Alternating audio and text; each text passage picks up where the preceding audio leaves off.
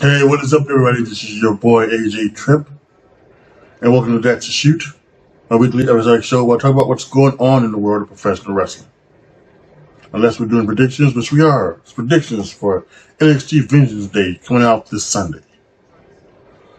So we go ahead and get ready for that really quick.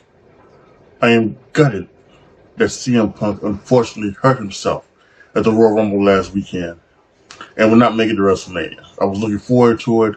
There's a reason why he came back. But I see good things for him in the future. And remember, I just did a video a while ago saying that I wanted a healthy and thriving CM Punk to be in WWE, and he's already entered. So, I don't know. It does make me worried if CM Punk still has it, if he still has, it, and he can still go. Hopefully he can.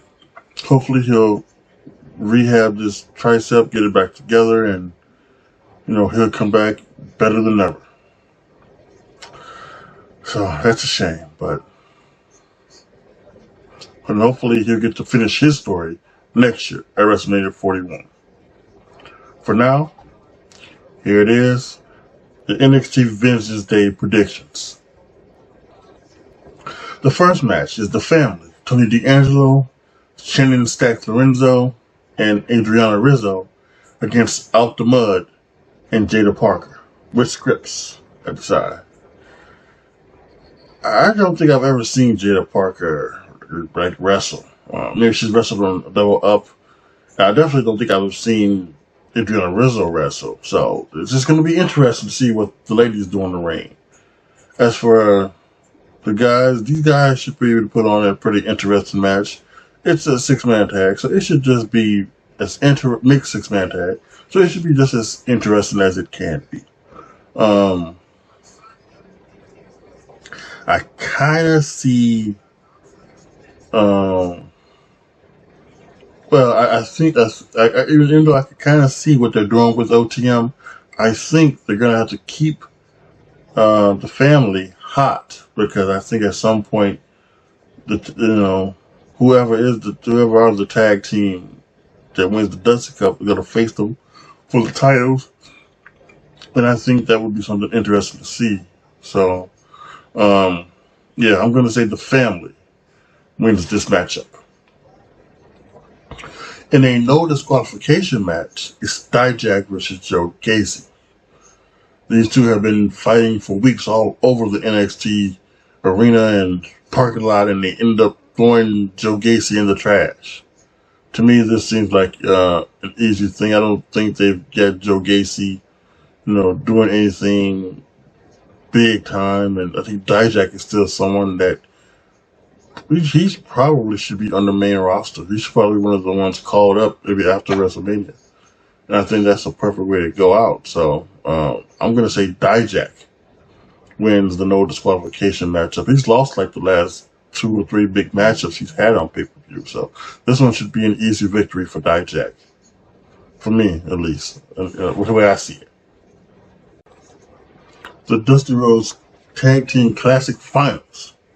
We have the Wolf Dogs, I guess they call themselves, of Baron Corbin and Brian Breaker. Putting up against Trick Mello Gang of Trick Williams and Carmelo Hayes. This is a very interesting one, because I gotta think that what they're doing is they're waiting to stand and deliver, and they're gonna do Trick Williams and Carmelo Hayes as stand and deliver. So are you gonna give them the tag title shot? But then also, can you do the same thing also with having, Baron Corbin and Braun Breaker, kind of break up and have them wrestle stand and deliver? So there's so many ways they can go with this. It'll be interesting to see what they do. But I gotta choose a winner. And like I said, I think they gotta keep the family strong. That's why I chose the family, because they're the tag team champions. And I think that's what they're gonna have to do. And who says that the title match has to be a stand and deliver? the tag title match could be on an episode of NXT, and then that leads to the breakup as Stand and Deliver.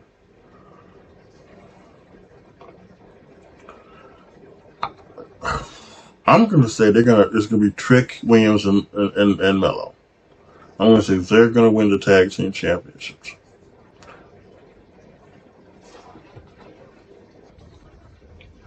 For the North American Championship, champion Obafemi takes on former champion Dragon Lee. I was big time disappointed that they decided to go Obafemi the heel route, because it seemed like that Obafemi was actually he had a chant and everything, and the crowd was chanting for him, and I thought the way to go was for him to be a babyface, but they turned him heel, and he attacked LWO on this past Tuesday, and Dragon Lee came out to try to save him, and he chopped him down. So I guess they're gonna try to use him as like the big bad heel, the big monster heel, holding the North American Championship. So we'll see how that goes. I think this is obviously a very easy pick. It's Obafemi. They're not going to put the title back on Dragon Lee. I would think that Dragon Lee hasn't been on SmackDown. It's just kind of interesting what they did with him. He was on NXT, then he went to SmackDown, did SmackDown for a little bit, and then he went back when he won the NXT championship from Dominic Mysterio.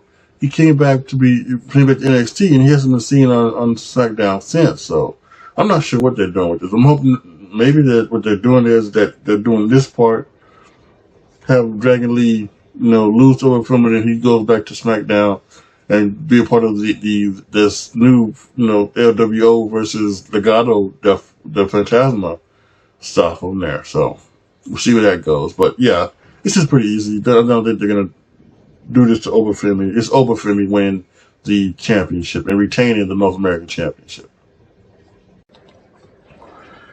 Okay, what's up? Sorry.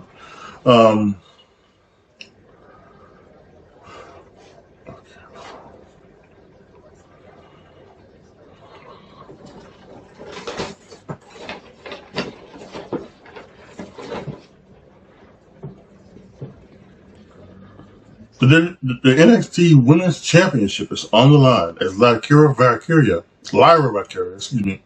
takes on Roxanne Perez.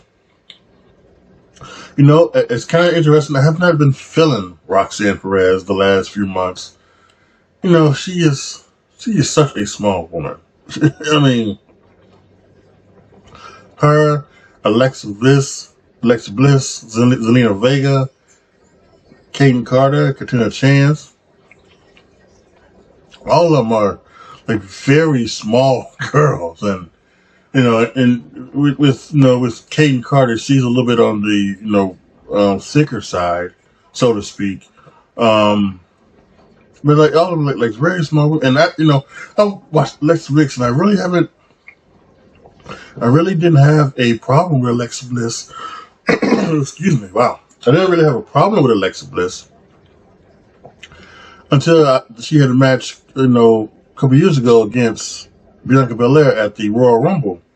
Well, this was last year actually, and she saw like the size difference, and you're like, how is she actually going to beat Bianca Belair? And listen, like Lyra Valkyria isn't, she's not too much bigger than Roxanne Perez, but she's bigger than she is.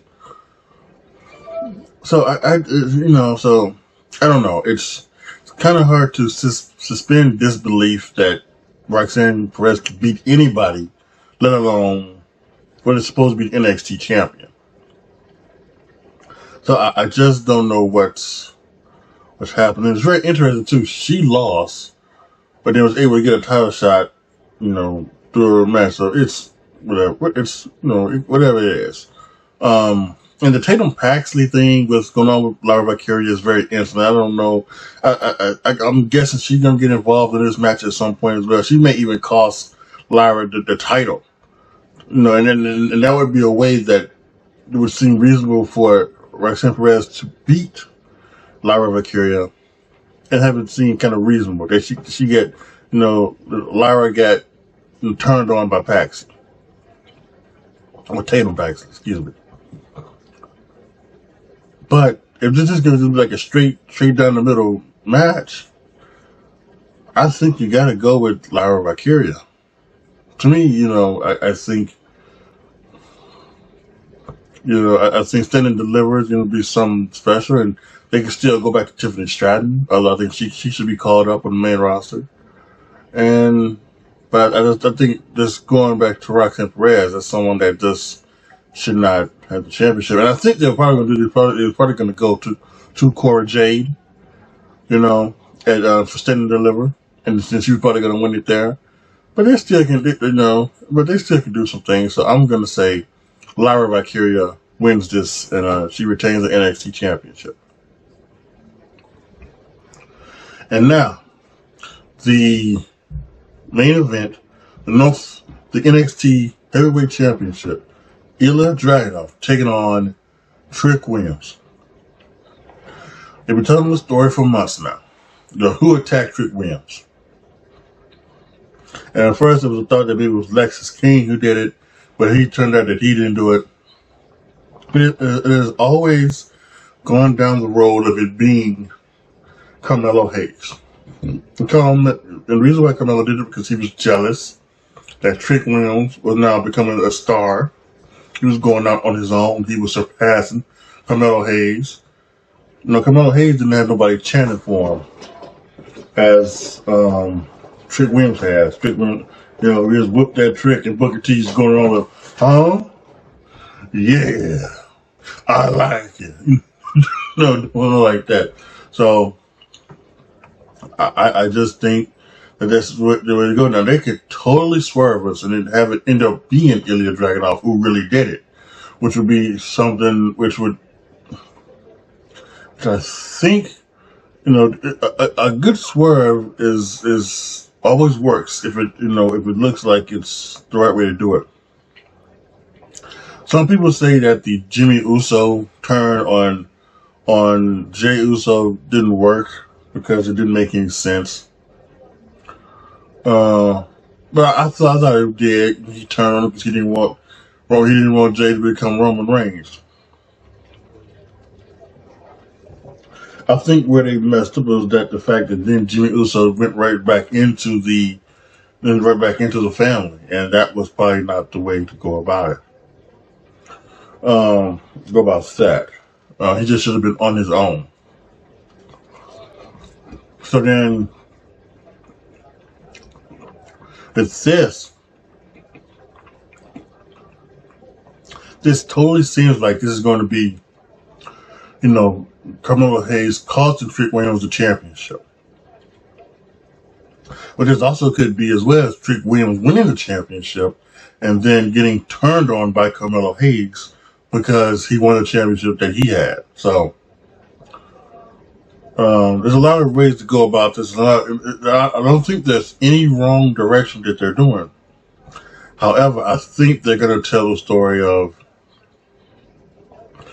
Trick Williams getting screwed over by Carmelo Hayes, him then beating Carmelo Hayes, and then him going back after Ilya Dragunov. So I think that's a good way to go.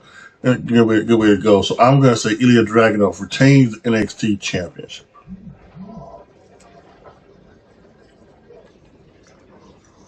All right, guys. So to go back over it, I have the family of Tony D'Angelo, Channing Stacks Lorenzo, and Andrea Rizzo beating Out the Mud. I have Dijak winning the no disqualification match against Joe Gacy. I have Trick and Carmelo Hayes winning the Dusty Rhodes Tag Team Classic. I have Obafemi retaining the North American Championship, Lyra Valkyria retaining the Women's Championship, and Ilya Dragunov retaining the NXT Championship. So there you have it. Those are my predictions for Vengeance Day. Make sure you are back here Sunday night after NXT Vengeance Day goes off for my rapid reaction. There will be no rapid reaction for Elimination Chamber because that's going to be early in the morning. So it won't be no rapid reaction to that. So as of Wednesday, the next rapid reaction will be WrestleMania Night 1. So that should be interesting. All right, guys, post your comments down below. Tell me what you guys think. Post your predictions for Sunday's NXT Vengeance Day. Like the video, share the video, subscribe to the channel.